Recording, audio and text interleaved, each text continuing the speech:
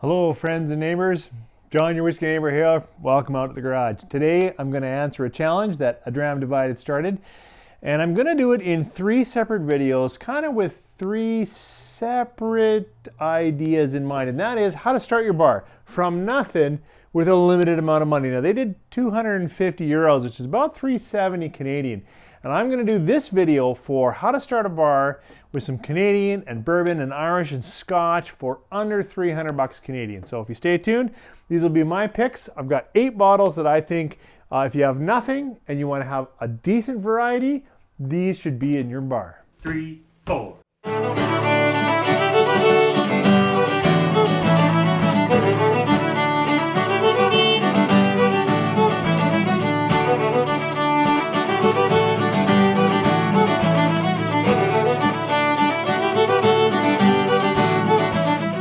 Thanks for staying with me. As I said in the opener, this challenge went to all of us YouTube creators out there to create a bar from scratch for 250 euros or about 370 Canadian.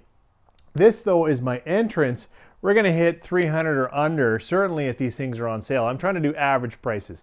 So let's start with, well, I'm a Canadian YouTuber, so why not a Canadian whiskey? So my first Canadian whiskey will be Copper Pot from 40 Creek. You know, I don't think you can get a more classic Canadian profile for the money than Copper Pot. It's, it is a little sweet for me, so I can't say it's always on the shelf, but I know I recommend it easily, and I do definitely work through a bottle now and then to keep my palate on straight.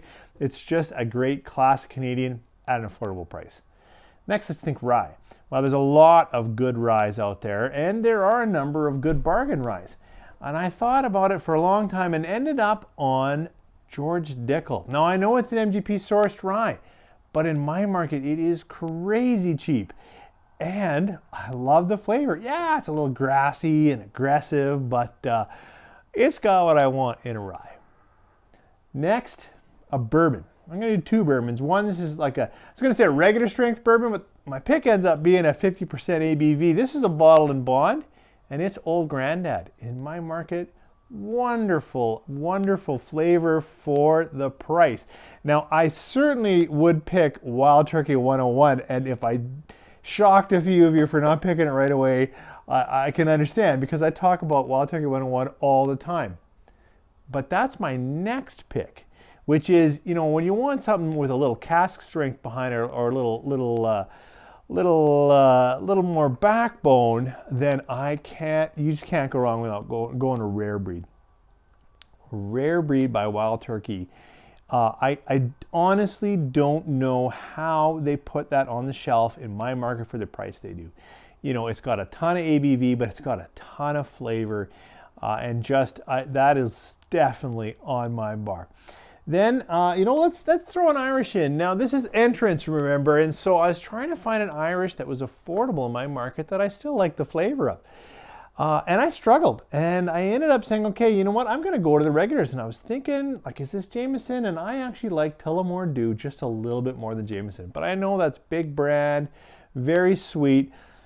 Honestly, it's a lot like picking Copper Pot for Canadian, but it's a great value in my market. And so I thought, okay, standard Irish, we'll go Tullamore Dew.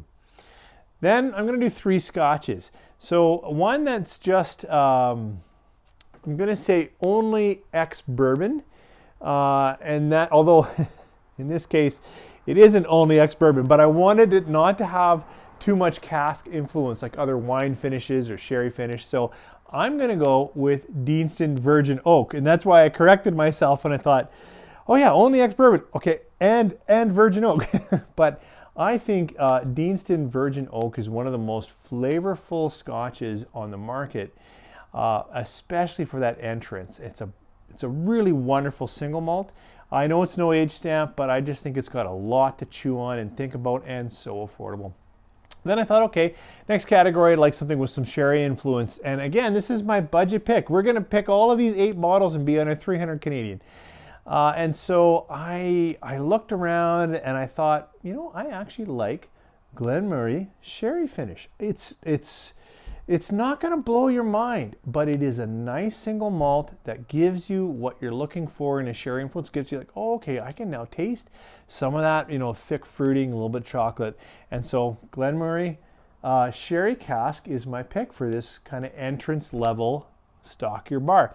Last thing would be something that has some peat in it, and I really struggled with this because I'm right up against that $300, and I tried skimping on a few other bottles to get a little better into this area because it is very tough for me to find a peated Scotch that's in this value category that I like, and I ended up going with one that I think when I reviewed it I really didn't recommend it, but I was thinking about it. I'm like, you know what, this would be solid on a shelf. That's Bowmore 12. I know a number of people out there are like, what? Like Bowmore gets just hammered in the YouTube community, but it's a decent, and you know, it's single malt, 12-year-old, and in my market, it is crazy affordable. Like some other thoughts I had around there, like I was playing down in the Isla Mist, a Teacher's, Black Bottle. Well, I haven't, anyways, I was thinking like, wow, one of these, and then I thought, you know, for the price, I can put a single malt on there, and I think it rounds out the bar well. So, that is 12. That was the age of the last one. That is 8 bottles.